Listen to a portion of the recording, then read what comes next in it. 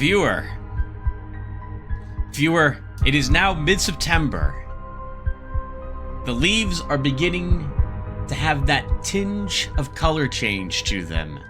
The nights are getting longer, the days are getting cooler, and it is time for us to play once again the Occult Chronicles to herald in the remainder of the spooky season together.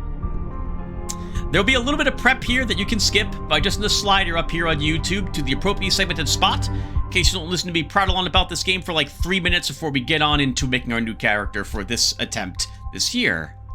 The Occult Chronicles is a... how to describe it? It's a... is turn-based correct? It's a... puzzle roguelike exploring game that uses cards for every encounter that you have within it. It takes place within the confines of a mansion, which is hosted by some sort of malevolent force, which we will get to choose when we start our game. Our protagonist is a member of the Occult Defense Directorate and has been assigned the task of investigating this place to see if it is indeed infested by whatever we choose to infest it with, and then eliminate that enemy located on the second floor of the basement.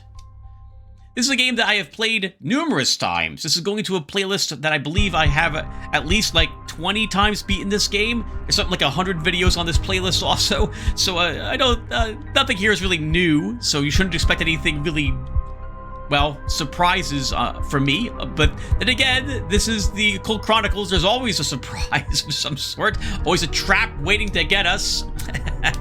Some impairment or wound that I panic about all the time. And the slime is, of course, going to try to eat us at some point in this mansion. We're playing this game because it is indeed the spooky season. And this is something I play every single fall, or have been playing every single fall for like the past 10 years or so now for the channel. Just wouldn't feel right if we didn't play it this year either. And that's about it, viewer. It's one last quick thing. This is going into a playlist where there is like 100 or so of these videos. So if you like this one, and you haven't seen any of the other ones, feel free to go watch them. My audio quality was pretty poor in the beginning of this series, but it got a lot better when I finally picked up a decent microphone. Anyway, I'm babbling. Let's go ahead and get started, shall we? We will talk about the basics as usual in case you guys forget things, but I won't go heavily into the details of combat or whatnot this time around, because I will assume you guys all have basically seen this. So outside the first 1 or 2 encounters, the rest of it will just chat about the game, the mansion, and things in general. Let's go ahead and get started. Alright, first we gotta pick a mission. Missions are listed in the order of difficulty. They get more difficult when you go to the right. This is the least difficult mission, and this is the toughest type of mission you can go on. Last year, we did Lights in the Sky, which was against aliens, which is a bit of a shame because this year, I've been doing all sorts of thematic things with laboratories and aliens in them, so it would make sense for us to do that again this year, but well, we did it last year, viewer, so I think we're going to stick with the classic of the Elder this time. So, let's go ahead and read about what we're up against. The Elder. Despite the loss of 2 entire tactical operation teams, Operation Driven Stake has been a major success. The vampire clans have been smashed, 2 elders have been destroyed, and those remaining have been driven into hiding. Mop-up operations continue apace, and recent intelligence indicates that some minor Nosferatu elements might have taken refuge in the abandoned Corvus Manor. Your assignment is to visit the manor and determine the nature and extent of any vampire clan activity that is ongoing there. You should begin your survey in the morning and plan to finish before dusk to ensure your safety. Alright guys, so first off, we have the story speed. If this is disabled, then we have as much time as we could possibly desire to finish our attempt. I generally like having it on slow. This way we have a sense of panic, as we are indeed running out of time before we have to figure out where this thing is located and defeat it. Agent difficulty is the, I'll say, average difficulty of the game. I can't imagine why anyone would want to play any other difficulty than Agent. It's just more awful for you. It requires, as you'll see when we get into it, the card game requires quite a bit of luck. And you need more luck the higher the difficulty it is. So Agent, I think, is fine. Reaper mode. Reaper mode is we die, that is it. The character is effectively dead. Without Reaper mode, your character only permanently dies if the story speed was set to... is set and it runs out, or I believe you encounter the boss of the game and fail to defeat it. Otherwise, anything that would kill you or drive you insane, I believe will send you back to the beginning of the mansion with your life and sanity reduced greatly, and you potentially losing some of your equipment if you play on normal mode. But we're playing Reaper, because I always play Reaper. Alright, now it's time for make our character. What do we play this year, viewer?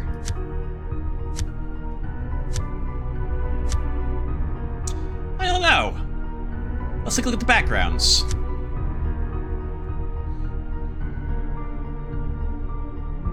Have we played a gun guy recently?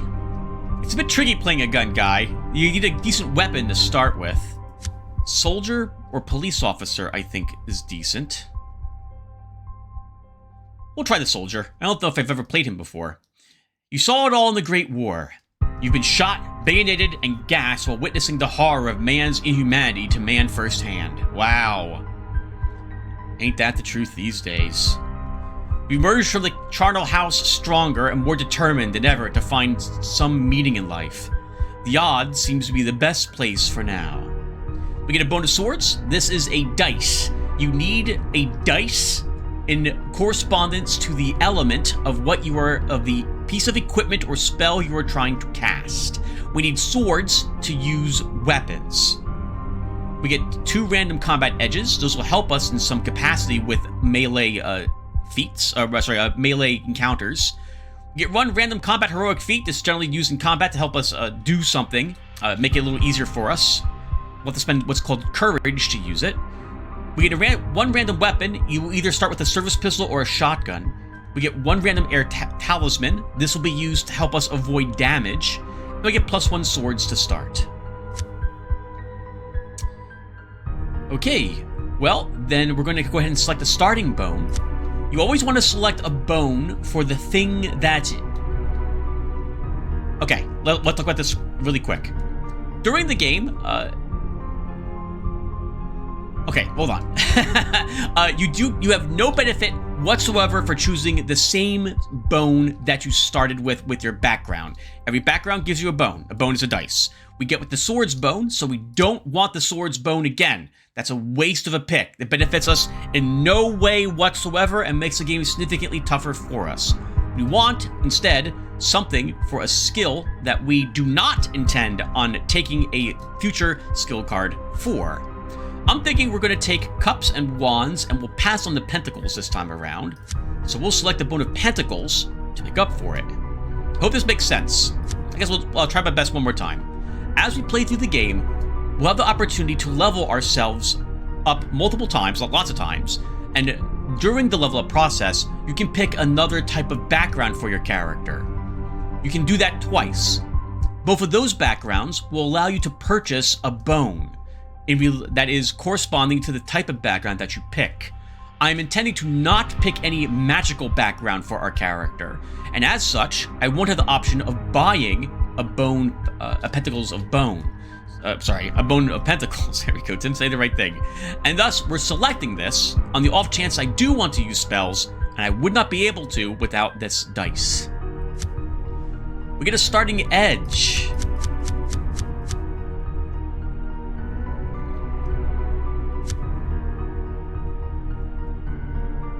I want to pick Archaeologist. I am intending to possibly play through Clive Barker's Undying this year, and so with this character kind of fit the same background as, what was his name now? I can't remember the main character's name in that. Anyway, let's pick this.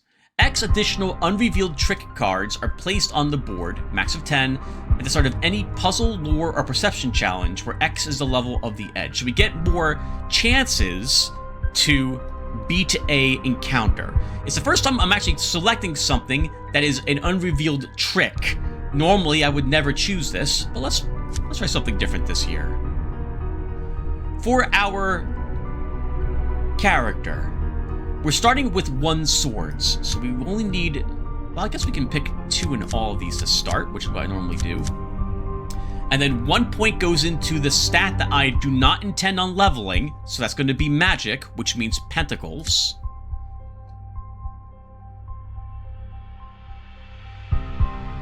And then the remaining points go into these.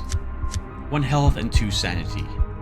This game, it really benefits you from, unlike Underrail, which is focus your character, this game is, you want to do everything, and you want to do everything decently well, to give you a chance to beat any of the encounters that you meet in the game.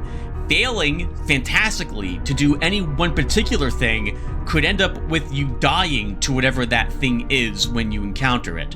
You'll see as we go through the game. Patrick Galloway, that was his name. Patrick Galloway. Okay, am I happy with the character there? He had like he was an Irish guy. I'll go with this guy. All right, let's start. Can't believe how fast these years go by, viewer. My goodness. Seems like only 2 years ago I was trying to record this game with the cats in the house. My goodness, I miss those little guys, those little girls. Hey, all right, the very first thing we're doing is going back to the menu.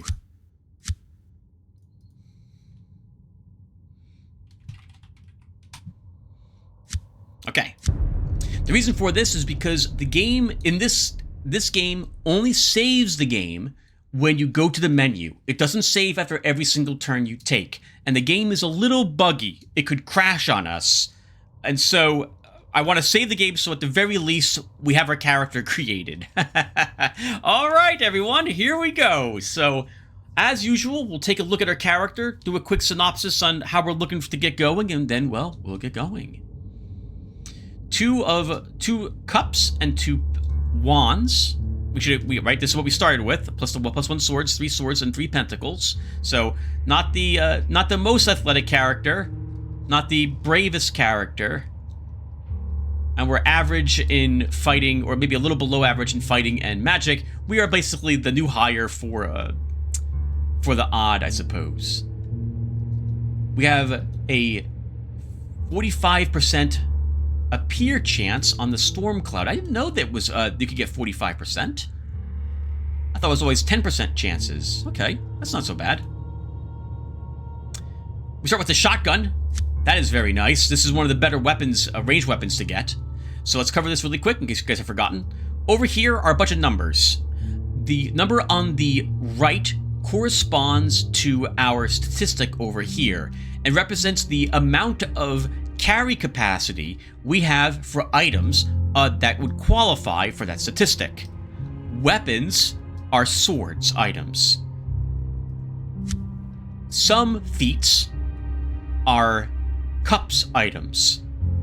Some feats and psionic powers are wands. Spells are pentacles. This last one holds what I think are called arcana cards. These are... We're going to play a game that uses like a standard deck of cards, and these cards are the highest suit effect. High suit? Symbol? What was it called now? Suits are the wrong word. They're the highest ranked card, and thus can win any type of... They can take any type of trick that is present on the board when we play the game. It'll make sense when we start playing the game. Anyway, I like seeing the shotgun. That's very nice. It takes 2 ammo to use it, and we start with 10 ammo, so we use it 5 times before we can't use it again. We can use it during combat encounters against any type of combat encounter that we can use it, a physical weapon in it. And it also has an option for us to use it. So, hold on. I'm messing this up. I apologize, viewer.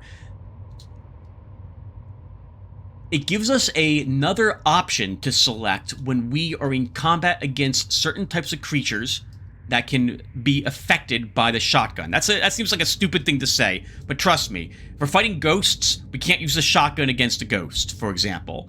And if we do, but if we use it against zombies or like a cultist or something, we have this option to help us with it. During the actual combat, we can use tight pattern as well. I believe it still requires 2 bullets to use this, but we can select a played face card and bump the value up 3 points.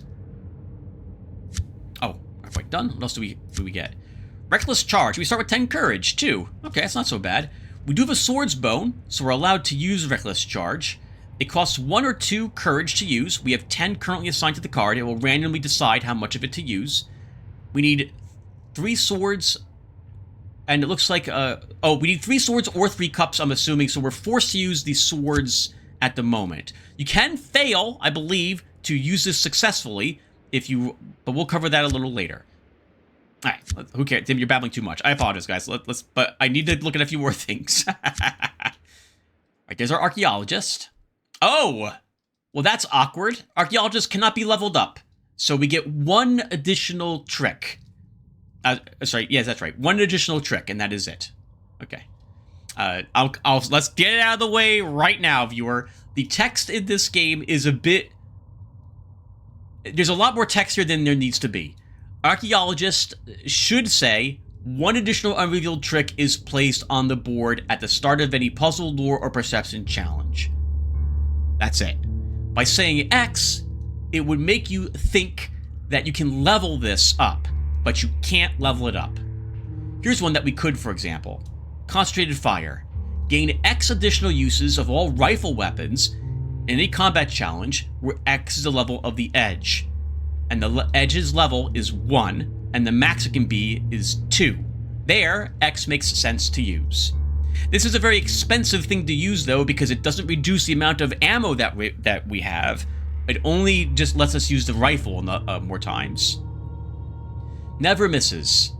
Whenever a ranged weapon special ability is used, X is added to the bump up applied to any non-face cards as a result, where X is the random number between 1 level of the edge. Okay, so our shotgun currently bumps up a card by 3. This will bump it up by 1 extra at the moment, and if we level this up, it will roll a d4 to determine how much extra bump it gets. This is actually really rare that I'm starting with combat edges for the gun, because it could have selected, to my knowledge, any combat edge, and both of these actually are useful for the gun I am using, which is also really weird. Normally it doesn't work that way, so the game's already being very kind to us. Okay. Well, let's start.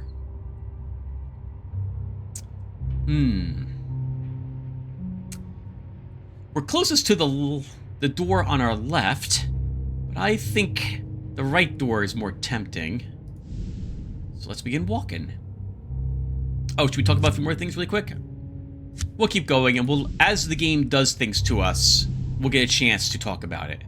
I am going to walk towards this seemingly like a wall here. Ah, and check it for a secret door. And there is one here. There's a chance whenever you're in a room and you take a step that you might find a secret door. The chance goes up the closer you are to the door, and as far as I'm aware, if you're right up against it, you will always find it, I think. Let's take a look at this one. A locked secret door. You have discovered a secret wooden door. It blends in almost seamlessly with the wall, but your keen senses were still able to detect it. Finding it is one thing. Figuring out how to open it is another. For every encounter that you have, it's going to... the counters are predetermined in what abilities that you are using and how they impact the encounter. But the numbers are not set in stone. Here, we can try to find the activation mechanism. And to succeed at this, it requires us... The way it's doing it is it's choosing it has a difficulty, a modifier to that difficulty, the number of tricks on the board, and the draw that we have. The difficulty is based on our... the difficulty is set... It was chosen by the game when we walked up here to look at this. Whenever you have encountered, the game chooses that from amongst a range of numbers it's allowed to pick. And then the modifier is based on our wands score. That's the symbol down here. We have a wands of 2, so it's lowering the modifier by 2, giving us a target of 5. The tricks that are drawn are 5, and the draw that we have is 4. It's not a very good chance to open it, but it's not a miserable chance either. I think we'll come back here after we've leveled our wands once and see if maybe we have a better and we will have a better chance of getting through this or finding the activation mechanism. You decide to leave the secret door alone. Some secrets are dangerous, and this may be one of those. There are plenty of other rooms and corridors to explore. If you fail this, you get hit by a trap, and then you have to try to dodge that. I don't feel like dying immediately. That could still happen. I don't feel like doing that immediately. So let's continue to adventure a little bit.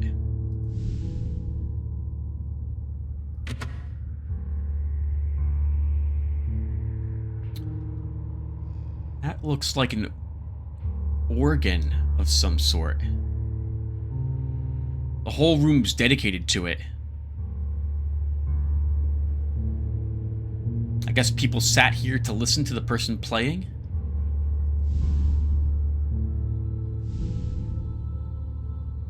Something is in here. So the way encounters work is that aside from random encounters, monsters that show up, every type of encounter that you notice will appear like this. You won't know what it is until you step onto it, but at least you know there's something of potential importance there. Let's see what this is. You see before you a large and ornate Baroque pipe organ. The bench before it sits empty. Suddenly your ears are filled with the haunting sounds of music resounding from the organ's pipes. The melody is terrifying, and you watch astonished as a ghostly vapor encompasses the musical instrument. You struggle to keep your fear in check. The haunting music threatens to drown you in a sea of melancholy and despair. Something supernatural possesses this musical instrument, and you must resist its efforts to chip away at your sanity. Whenever you have any type of encounter, or rather the vast majority of them, the very first thing you must do is pass a fear check. It will always use wands, pentacles, and then wands for the difficulty, tricks, and draw. During the game, the tricks are placed face down in front of you, and then I believe you draw your hand. I don't know, I think it's kind of important to know which of those things happen in which order, but to this day, I still have never read it. I've never read the PDF that tells me exactly what order they're in. Anyway, we have to get 7 points here. Let's flip cards, and we'll explain how points work. So there's an Ace of Wands that we just revealed. We have no Wands cards in our hand, though, so nothing happens here. There's a 9 of Wands, a 2 of Swords, a Queen of Wands, and a 4 of Wands. So we didn't... No cards, all the cards revealed, we did not have anything that could possibly affect them in our hand, so we failed this challenge entirely. The music builds through crescendo, and you feel like you were being pulled down to your doom in a bottomless ocean of despair and pain. This thing wants to hurt you. Because we lost, and we lost quite... in a quite sizable way, we are forced to now pick 4 cards up here. These cards will generally be bad for us. Most of the time, failing a horror check will lower your lower your sanity here. If your sanity reaches 0, we go insane and lose the game. There's a chance, because we lost in a rather big way, that we could get an impairment here, I think, as well.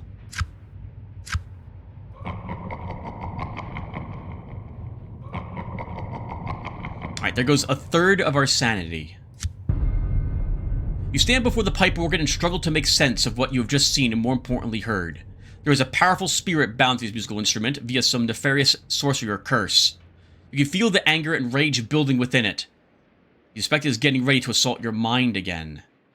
We can attack it. We have a decent chance of destroying it. We can use sorcery. So this is just an option, I suppose. Oh my goodness, it is just an option, Tim. Should I explain this? No, let's just look at this. Psychic duel. Communicate with the spirit. We have a chance to succeed at this. Let's see, maybe, okay. Most of the encounters in this game are part of a quest. And so You generally want to get the quest, because the quest will reward you upon successfully completing it. So let's go ahead and try to communicate with the spirit. This is not a good chance. We'll try just once and then we'll give up. You seek to use your talents as a medium to contact the spirit inhabiting the pipe organ and divine what it is that binds it to this world. If you can figure out what is holding it from returning to the spirit world, you might be able to free it. Okay, we drew an 8 of cups, and we have a 10 of cups in our hand. We are not allowed to flip over any other card now. We must deal with the 8 that revealed itself. To this end, we must play any of the similar suit cards in our hand on this card. In this case, we only have the 10 of cups, so we have to play this. The 10 of cups is higher than the 8, so we win. If it was lower, we would not be able to, well, we wouldn't get any points for this. You gain the point value of the trick that you take and the card that you placed. Cards that are number cards, non-face cards, are worth 1 point each, so this earned us 2 points. A 6 of wands, and we have the 10 of wands. Okay, we've met the target number and have won the challenge. There's no reason not to keep flipping over cards, because the bigger the spread, the higher your number is from the target value, the more reward cards you'll be able to select. The 8 of swords can be taken by our king of swords. That's 1 point, and I think he's worth 5 points? 6 points. All right. Oh, sorry, no, 5 points. Yeah, he's worth 5. So 1 for the 8, 5 for the king, 10 over 4. Very good. Your mind establishes contact with the spirit.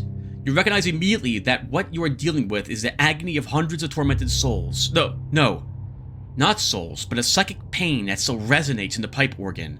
They want something of you. A quest. Oh, thank goodness. So we've recovered some sanity there. And that was it. You think that you finally understand what you are confronting.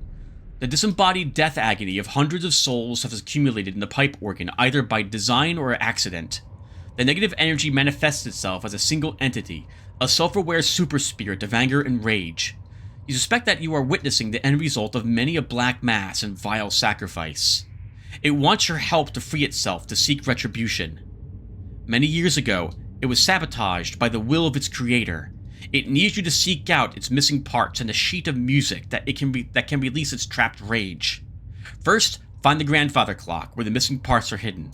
Then confront and destroy the evil organ master ghost that weaved the binding spell and hid the missing parts. It possesses a sheet of music that, when played, will break the curse.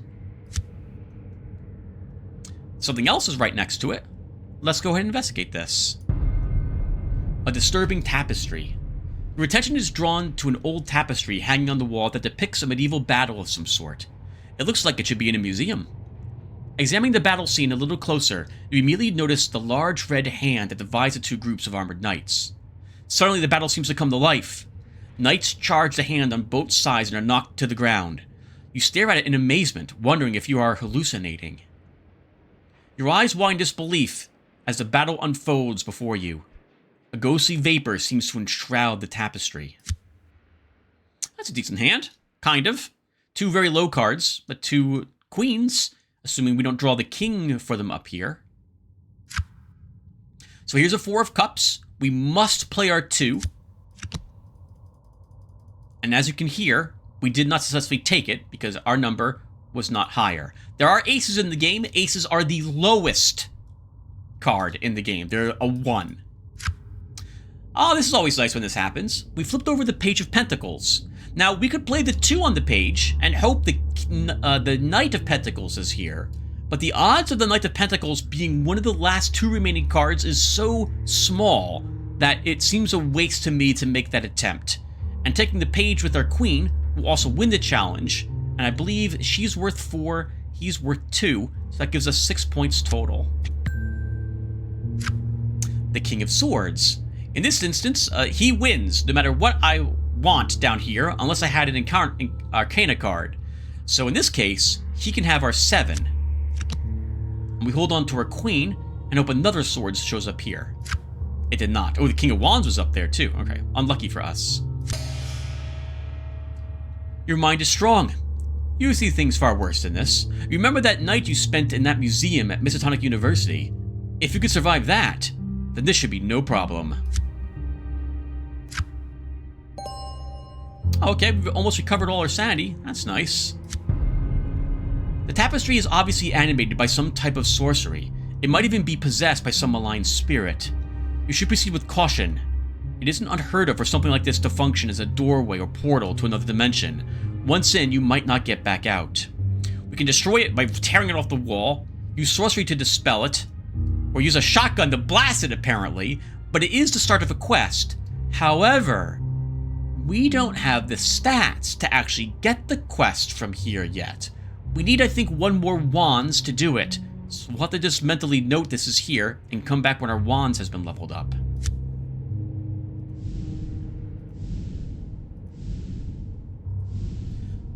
Gray circles are places you have not stepped.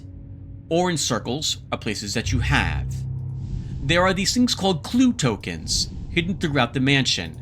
There are, I think, 3 on this floor? 2 on this floor, 2 on the second floor, 1 in the attic, and 1 in the base, and then 1 in like every basement level. I think there's like 8 or 9 total clue tokens. Each clue token that you find makes a final confrontation a little easier for you.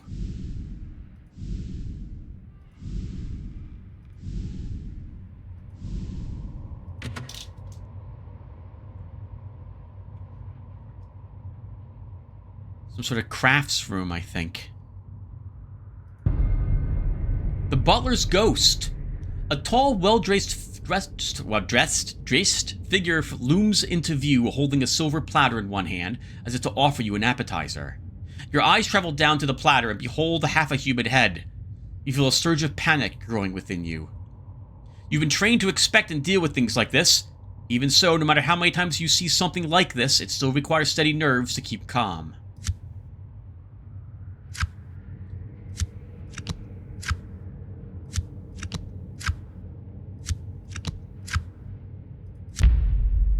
Can't keep the growing feelings of horror at bay. This encounter is definitely heading in the wrong direction. These puns are going to be the death of me. Oh, look, oh, they might indeed be the death of me. Oh, standing in front of you is the figure of what was obviously once a butler or servant. You say once because you are sure that what now confronts you is a supernatural entity of some sort. It is the most corporeal ghost you have ever encountered. You have read of such things in Tobin's spirit guide, but you are certain that this is very unusual. You approach the butler, and his glowing eyes are fixed on you. The head on the plate suddenly stares up at you as well. "May I help you, sir?" It intones, and you are not sure if you actually heard its voice in your ears, or just in your head. Let's talk with it. You decide to use your psychic talents as a medium to converse with the butler. Despite his ghastly dinner tray, he seems harmless enough. It's a good hand. Kind of. We have to hope for those cards to show up here, though. Once again, viewer, we drew the 3 of Swords. We must play our King of Swords, even though there might be a better card over here for us. With 1 card left, and since we have the Page of Wands in our hand, there's no reason not to play the King. The odds of this being the Queen or Knight is very, very low, and I want the points, and for the hope that we can recover some of the sanity that we just lost from the reward cards we're about to draw. Despite his calm demeanor and seemingly corporeal the seemingly corporeal apparition of the butler is quite distressed. It seems the chef has botched preparation of the master's dessert. He desires your help.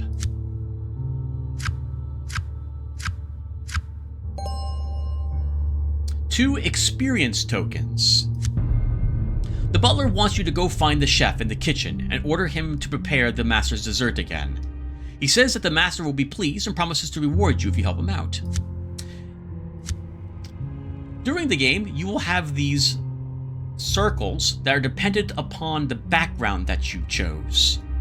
These fill in these points here, and then you will earn the reward listed above. In our case, we want to get another wands immediately if we can, but we can't do that through our soldier background, so we're going to have to add a skill card first. We could improve our sword statistic, which will help us in combat a little more, but we'll talk about why that's a bad idea a little later when we start getting involved in combats. Because we passed the persuasion check here, we no longer have to make another horror check when we encounter the butler.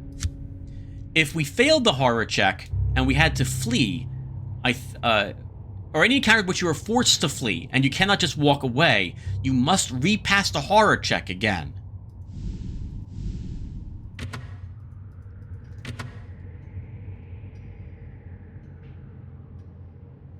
A toy room. Looks like there's some animated toys here. I think you're supposed to be like little glowing lights.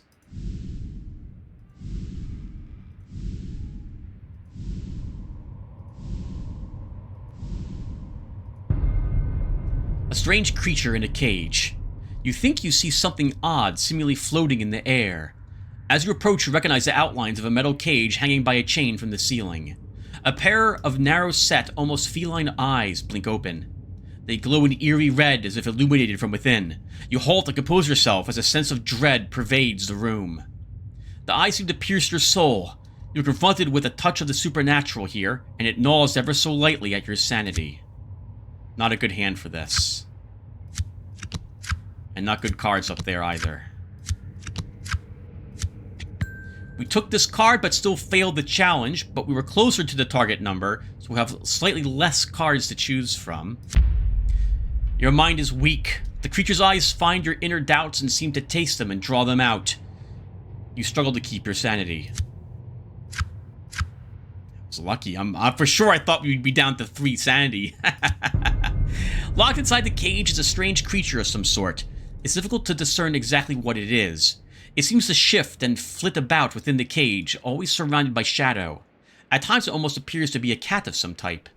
The cage itself appears to be enveloped in some type of sealing spell empowered by tiny runes etched into the thin bars. A sturdy lock mechanism restrains a door on one side. Someone or something obviously felt this creature was dangerous. We don't have a good chance to communicate with it. We need another persuasion. So we'll come back for this. With only 3 draw, that's not very good.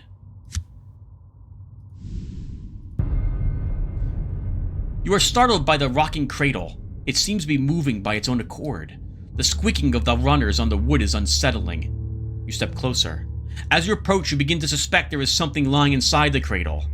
You peer down into it and behold a thing of astounding ugliness. A demon baby. It grins up at you, and you are afraid. Your eyes wide in disbelief as the demon baby coos at you in some type of demonic cant. It gnaws at your sanity. That's half what we need. Now, this is where I'll talk about this only once for this entire this entire effort here, viewer. The game, in the beginning portions of it, kind of plays itself. We could play the 6 of Wands on the 5 of Wands, which will earn us 2 points and give us the Queen to potentially take anything more dangerous up ahead. But again, the odds of there being something up ahead that our Queen could take that would let us win is very low. Like, the odds of this being another Wands card, and it could be the King. It might not be, and maybe if I take the 6, I'll be disappointed by seeing the Knight next. But I really feel at this point I need to win the encounter, and I guarantee that win with the Queen. We're still 1 point low if I take the 5 with the 6, but then the possibility of not playing the Queen. And as such, it was a good choice. It's my only complaint, or one of the complaints about this game. The card game plays itself really most of the time. It's only when you have like 8 tricks and like 10 cards that you really can begin playing this and begin taking chances. At the beginning of the game, you really can't afford to do so.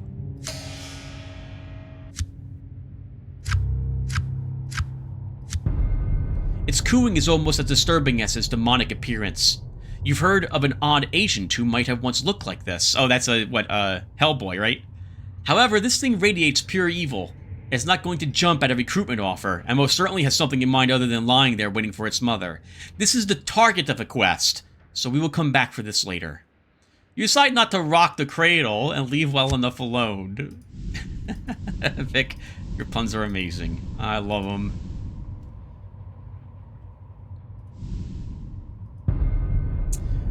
You feel your foot step down on the pressure plate, and then hear the pneumatic sound of darts being shot through blow tubes. You catch a glimpse of the deadly swarm of needle-tip killers heading your way. Well, as you can see here, the difference between having that one swords versus one wands is one more draw, so we will absolutely duck away. You react without thinking, tucking into an acrobatic duck and roll. Oh, 10. We have a king and a queen. Only 4 tricks, though. No guarantee we'll get to play them. We do. This won't let us win, though.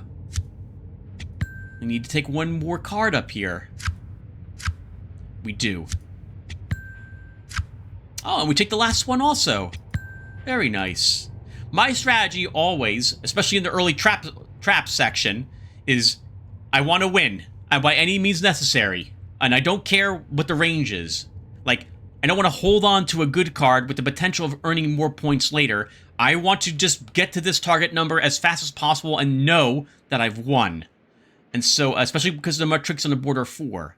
As such, whenever, like, if I had a chance to play the king, it wouldn't matter if it was the first card or last card, I'm playing it immediately. Otherwise, though, you always want to take cards with the barest minimum required. The 6, we had a 7, you take it with the 7. You tumble away from the curtain of darts and emerge unscathed.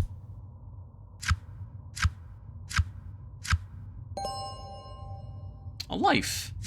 I'll take it.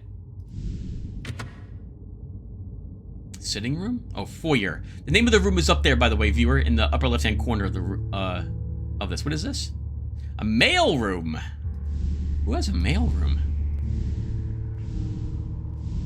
I want a girl room. Alright, that's enough, Tim. Our first random fight, viewer. A Class 1 haunting. Suddenly you see the dim glow of a formless ghost just ahead of you. It seems to just hang in the air.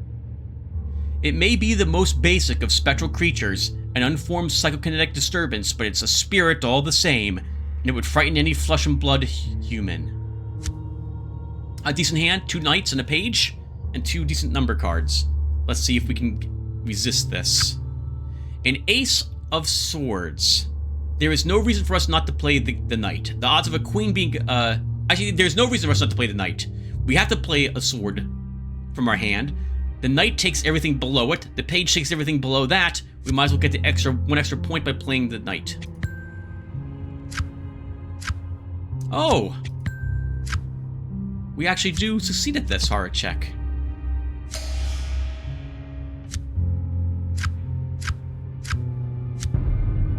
The haunting manifests itself as a dim ball of light. It has no sense of its previous life or existence. It wanders hopelessly lost. You should exercise caution. These haunts cannot be reasoned with, and they can be lethal if disturbed. So now we'll talk about how I modded the game a little bit, viewer. For many of the random encounters that you have on the first floor, and second floor of the mansion, I added options for them of the to make sure that any type of character build had a chance to fight them. This ghost would not be able to be hurt or combated physically in the past. You had to use psychic talents to defeat it. And if your character wasn't good at that, then you just have to run away from these encounters. And there are other encounters where only physical things work, and I added magic and or psychic options to deal with those things. Here, I added Getter as an option. But because I did that, and I feel really bad kind of doing that, I will not allow myself to ever use like Shotgun Blast against something that I know for a fact didn't have that option to begin with. We could shoot the creature in the face with our shotgun, and it's not actually it's not a much better chance of just getting it. So anyway, let's see what our options are. A 4/5/4, 5/5/5. Fleeing is a 6/5/4, so that's the worst option.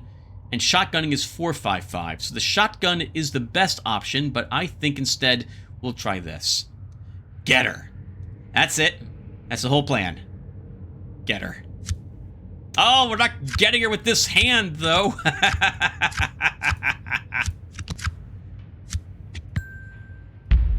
You didn't stand a ghost of a chance. Get her. What were you thinking? Okay. I like to think I can make the encounters sound like something Vic had written. All of that was stuff I put into the game here, not what was in there originally. So because we failed the challenge, but we didn't take any damage, the encounter remains the same. So we'll go ahead and try getting her again. I have a much better hand, a page and a king. Of course, we have to be able to play them. And we fail.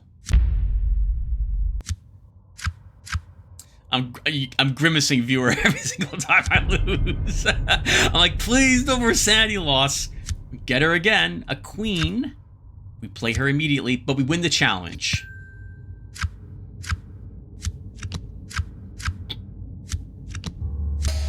You got her good. No one's gonna believe how you did it, and you're not sure you are either.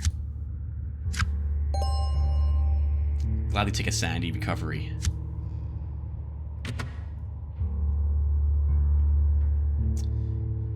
Looks like a picture room, I think. Paintings, I think, are on the set. Will be here along this this wall, and there's some in the corners. Oh no, it's a dining room.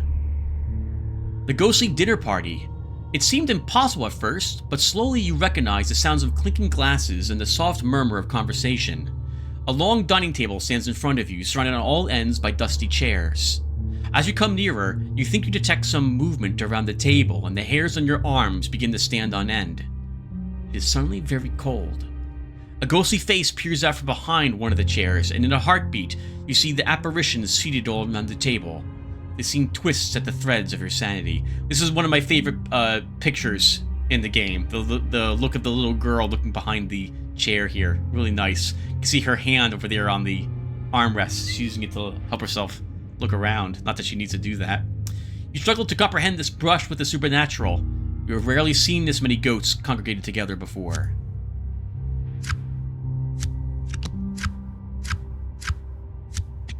We don't win with that, but we do take hopefully less damage. Your mind attempts to find a safe spot in the shock of confronting this otherworld scene. Before it can find a refuge, the damage is done. You're confronted with a very unusual scene. You stand before a dinner party of ghosts, who for the most part seem completely oblivious to your presence. Occasionally you see a ghost looking around as if trying to find a servant. However, most seem fully preoccupied with ghostly gossip and dinner chatter. They're part of a quest, but we can't get the quest because our psychic is... Oh, the quest is actually to go and find the butler, but we found the butler already, so we cannot actually go and find him. So our only option really is to listen in on the ghosts. We can do this once and see if we succeed. You decide to take a seat and see if you can use your skills as a medium to listen in on the conversations of the spirits. A subtle approach might be the most effective here, and they might have valuable information. Well, I'm not going to get it with this hand.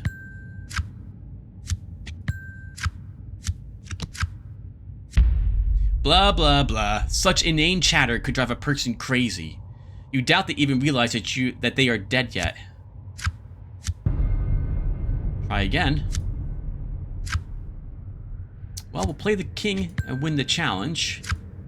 Oh, see? So here's where we wanted to hold on to the king, but I'm not going to risk it with 5 cards. Oh, well. The ghosts say the most incredible things sometimes. You feel that new vistas have been opened up before you, some of which you haven't even recognized yet. Well, 1 sanity? That was really not worth it.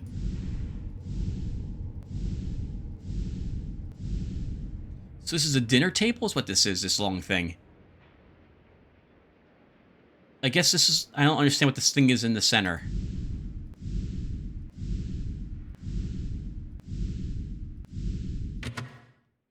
Upstairs. We will go up here to mark this on the map, but we are not going up there yet. The difficulty of the encounters increases as you proceed through other areas of the mansion.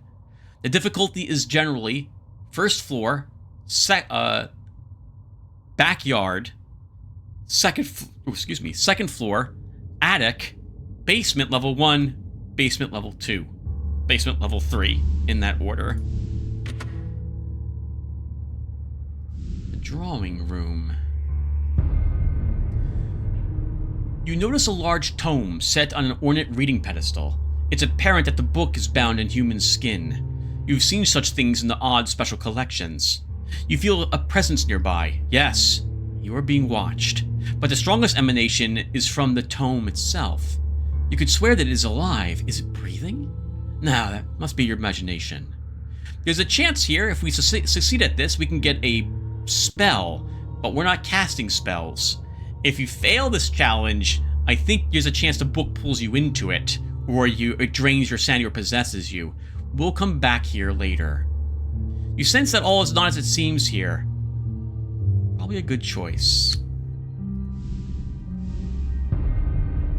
The Iron Maiden. You approach what appears to be a metal coffin. Suddenly, you stop dead in your tracks. A wave of horror sweeps over you. The coffin is actually an elaborate Iron Maiden, and it radiates a pure evil that undermines the foundations of your sanity. You steel your mind against the thing that occupies the metal monster. You feel it probe your mind for some weakness, and we with this hand, we are pretty weak.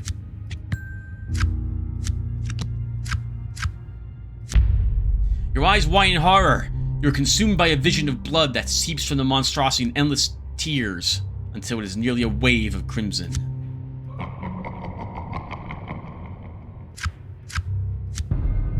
You sense the ancient evil that resides in the steel monster. You recall in your mind a file from a case in the, I can't pronounce that, region of Romania in the 1640s. A mad prince forged it from the melted down holy relics of the surrounding towns and then tempered it in a giant vat filled with the blood of virgin peasant girls. A ritual of some sort empowered the vessel to serve as a repository of an evil spirit that had bargained with the prince. It must abide there even now. Well, we can beat it up and stuff like that, but we can climb inside and get something nice if we actually can succeed at this, but we'll want at least one more wands and more cups before we do so. It can stay there.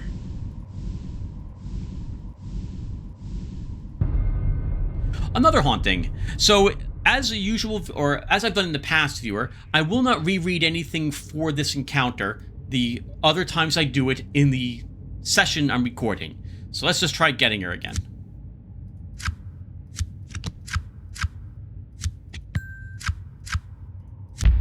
We failed.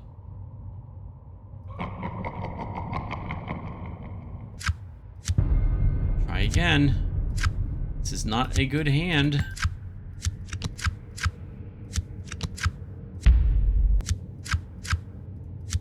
We're gonna keep doing it. It's an okay hand. Some high numbers, but we want face cards.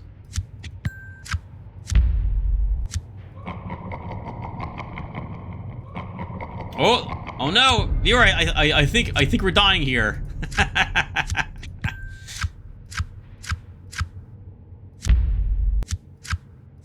I think this ghost is killing us.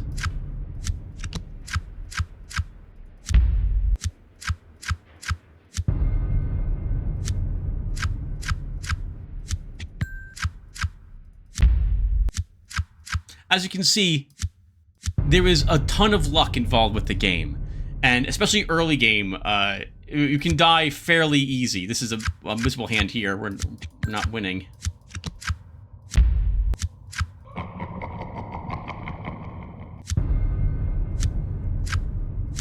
No, we won't win with this hand either.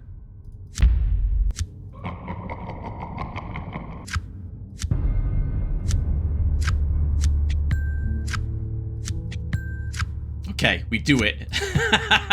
Wow. Oh my god. And nothing. At this point, viewer, I would probably normally just give up and start over again. But let's keep going. It's been a while since we've had a failure in the first video.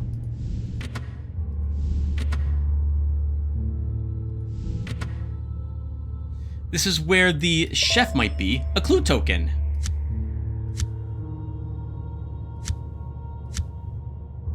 You discover a pile of dead rats. Each one has been completely drained of its blood. Something was very hungry.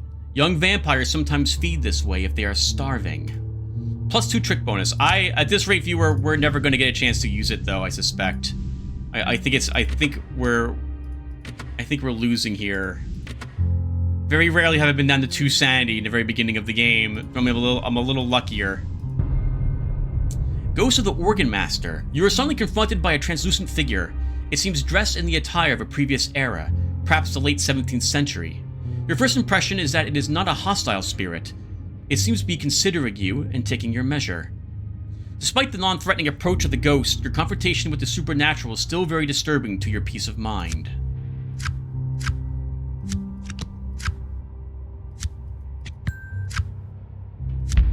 You will need to strengthen your mental defenses a little more. This shouldn't be so tough for inspiration. Yeah, F you too, Vic.